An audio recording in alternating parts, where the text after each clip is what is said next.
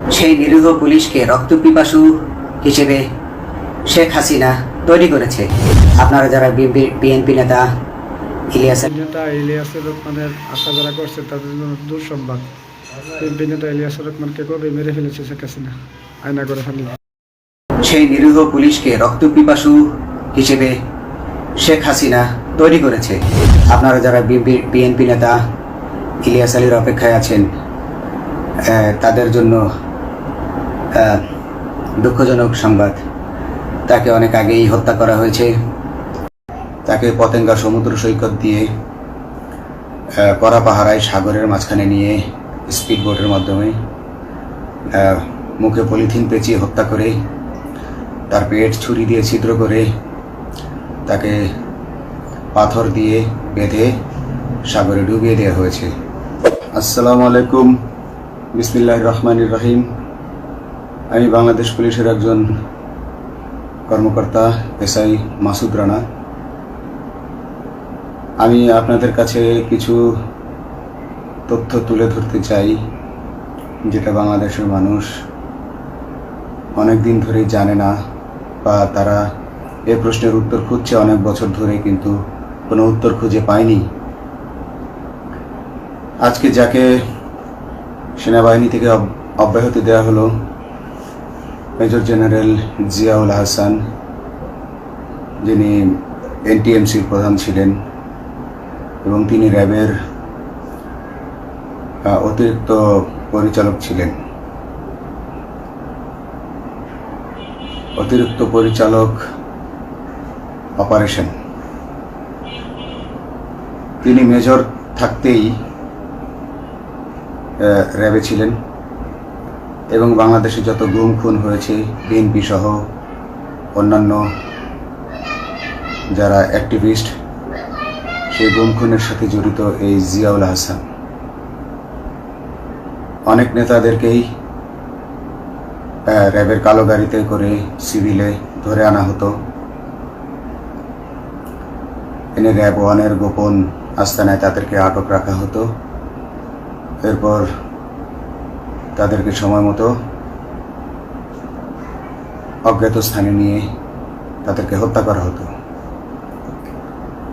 এবং অজ্ঞাত স্থানেই তাদের লাশ হয়তো নদীতে ডুবিয়ে দেওয়া হতো, নয়তো তাদেরকে দাফন করা হতো, নয়তো অ্যাসিডের মাধ্যমে তাদের লাশকে গলিয়ে দেওয়া হতো। আমি 2014 অক্টোবর থেকে 2017 ডিসেম্বর পর্যন্ত র্যাব সদর দপ্তরে কর্মরত ছিলাম। তখন র্যাবের ডিজি ছিলেন বেনজির, যিনি আজকে দেশের হাজার হাজার কোটি টাকা চুরি করে, পুলিশের হাজার হাজার কোটি টাকা চুরি করে পালিয়ে গেছেন বিদেশে। তো আমি দেখেছি অনেক মানুষকে কিভাবে অন্যায়ভাবে গ্রেফতার করে নিয়ে গুম করে রাখা হতো। আমি রিসেপশনে ডিউটি করতাম।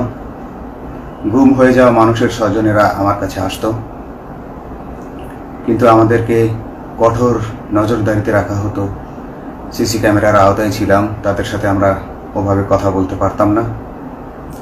তাদেরকে কোনো তথ্য দেওয়া নিষেধ ছিল আমাদের জন্য। কিন্তু তাদের স্বজনরা আসলে এসে যখন এখানে কান্না করতো, আমি নিজেকে ধরে রাখতে পারিনি। আমি অনেকের স্বজনকেই তাদের স্বজনের, গুম হয়ে যাওয়া স্বজনের পরিণতির কথা জানিয়ে দিতাম। বিশেষ করে যাদেরকে মেরে ফেলা হতো, খুন করা হতো, তাদেরকে আমি খারাপ সংবাদটা দিতাম না। কিন্তু যাদেরকে বন্দি করে রাখা হতো, যেমন বিএনপি নেতা সালাউদ্দিন আহমেদকে যখন অ্যারেস্ট করে আনা হলো, তিনি অ্যারেস্ট করার সময় ধস্তাধস্তিতে মাথায় আঘাত পেয়েছিলেন। তাকে র্যাব ওয়ানের গোপন কক্ষে আটক করে রাখা হয়েছিল দীর্ঘদিন। এরপর তাকে একসময় ভারতে পাচার করে দিয়ে আসা হয়। তাকে অজ্ঞাত কারণে হত্যা করা হয়নি। তার ফ্যামিলি এসেছিল, তার স্ত্রী হাসিনা আহমেদ, তার ভাই গিয়াসউদ্দিন আহমেদ। ওনারা আমার কাছে বেশ কয়েকবার এসেছেন। আমি কয়েকদিন ওনাদের এই উদ্বেগ, উৎকণ্ঠা, আমার সামনে বসে কান্নাকাটি দেখে আমি থাকতে পারিনি। আমি ওনাদেরকে কৌশলে আমার ফোন নাম্বার দিয়ে আমি ওনাদের সাথে দেখা করে ওনাদেরকে জানিয়ে দিই যে সালাউদ্দিন সাহেবকে হত্যা করা হয়নি, উনি জীবিত আছেন এবং ওনাকে হত্যা করার সিদ্ধান্ত নেওয়া হয়নি। এই সিদ্ধান্তগুলো জেনে নিতেন তিনি হচ্ছেন বর্তমানে মেজর জেনারেল জিয়াউল হাসান, যাকে আজকে অব্যাহতি দেওয়া হয়েছে। শুধু অব্যাহতি যদি দেয়া হয়, তাকে যদি বিচারের মুখোমুখি করা না হয়, তাহলে এই আন্দোলনের, এই স্বাধীনতার কোনো মূল্য থাকবে না।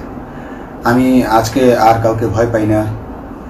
আমি আজকে বিশ্বাস করি যে আজকে আমাকে এই সত্য বলার জন্য কেউ গুম করে দিতে পারবে না, এই সত্য বলার জন্য কেউ আমাকে অ্যারেস্ট করবে না।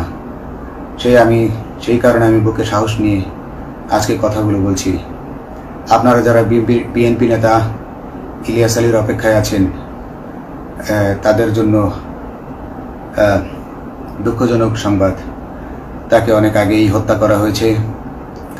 তাকে পতেঙ্গা সমুদ্র সৈকত দিয়ে কড়া পাহারায় সাগরের মাঝখানে নিয়ে স্পিড বোটের মাধ্যমে মুখে পলিথিন পেঁচিয়ে হত্যা করে, তার পেট ছুরি দিয়ে ছিদ্র করে